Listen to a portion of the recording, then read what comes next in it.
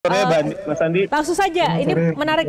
Saya ingin ke Bang Saur. Bang Saur, sejauh mana Anda tahu soal ini ya? Ada sebutan sultan bagi pejabat Kemenaker ini bernama Irvian Bobi Mahendro yang menerima 69 miliar rupiah dari kasus pemerasan sertifikasi K3. Kalau sampai ada sebutan ini, artinya kondisi korupsi ini sudah menjangkiti level institusi. Menurut Anda mengapa hal ini tidak semestinya seyogyanya dicegah oleh Noel, tapi justru malah ikut-ikutan? Menurut Anda seperti apa? Nah, itulah sesungguhnya mengagetkan saya sebagai sahabat Noel, karena saya intens berkomunikasi dengan dia dan dia juga selalu mengirim aktivitas-aktivitas beliau. Saya memaknai persahabatan saya dengan Noel nggak sekedar sekali fisik, tetapi ideologi sesama aktivis 98. Dan di aktivis 98, selalu jargon mereka dianggap salah satu hero dalam aktivis mahasiswa ketika meruntuhkan rezim Orde Baru, rezim yang korup. Dan Noel secara lantang bicara soal korupsi ini harus dihukum mati. Nah, oleh karena itulah kekecewaan kita. Nah, oleh karena itu saya terus terang, sebagai sahabat, saya memaknai bahwa kita harapkan tadi Noel yang membongkar kejahatan ini, bahkan dia bersetubuh dengan kejahatan ini bahasa saya. Nah, oleh karena ini kejahatannya nggak bisa dimaafkan. Ketika Noel misalnya bisa berbagai perusahaan meminta supaya perusahaan meningkatkan derajat dari karyawannya, coba bayangkan kejahatan yang dilakukan gerombolannya Noel ini, yaitu soal K3, keselamatan, kesehatan daripada pekerja, yang dimana secara UMR hanya mendapatkan 6 juta, yang biaya resminya 275.000, mampu untuk 6 juta. Saya terus terang tidak bisa dikatakan soal ini dibanding-bandingkan kejahatan kerugian negara dengan Pertamina. Tetapi bagaimana korban-korban yang ketika kita mau melamar pun sudah mewah, bukan sekedar mendapatkan pekerjaan, tetapi sahabat saya sudah diberikan mandat kehormatan, bukan saja sebagai seorang komisaris, wakil menteri, yang meningkatkan derajat daripada pekerjaan, malah dia ikut membancak gitu loh.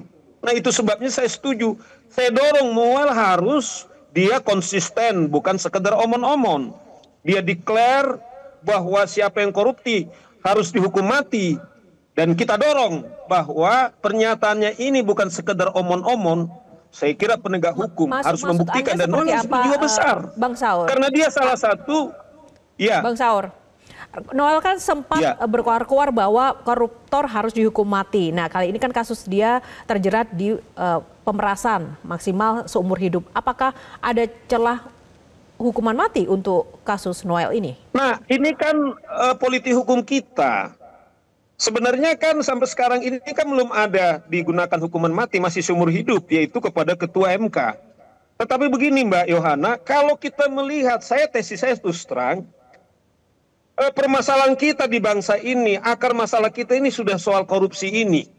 Dan kita masih main-main kelihatannya soal penindakan.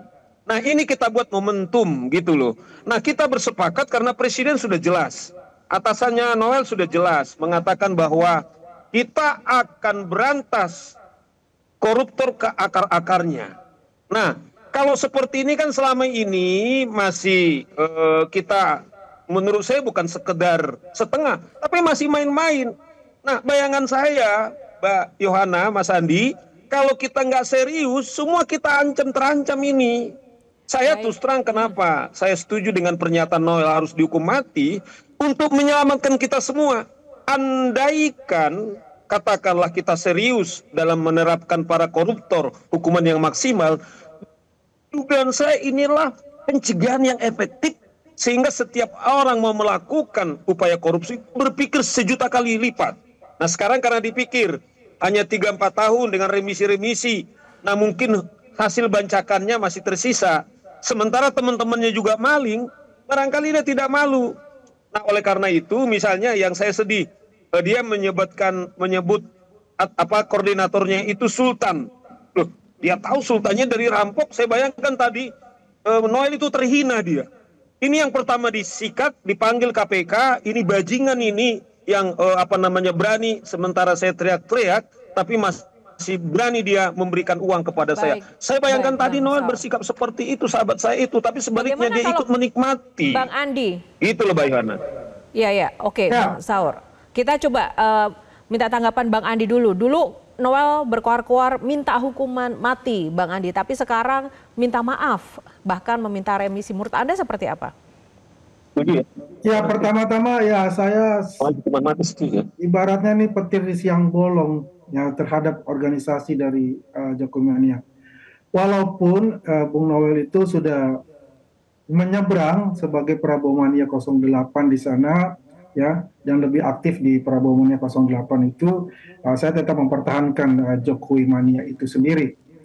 Jadi kalau saya melihat ini apa yang terjadi, ya memang semakin besar, semakin tanggung jawab amanah yang diberikan, ya semakin besar tuh setannya. Bukan setan lagi namanya kuntilanak, tapi genderuwo tingkat tinggi itu genderuwonya. Jadi benar apa kata Bung Saur itu, memang dibutuhkan adalah integritas gitu.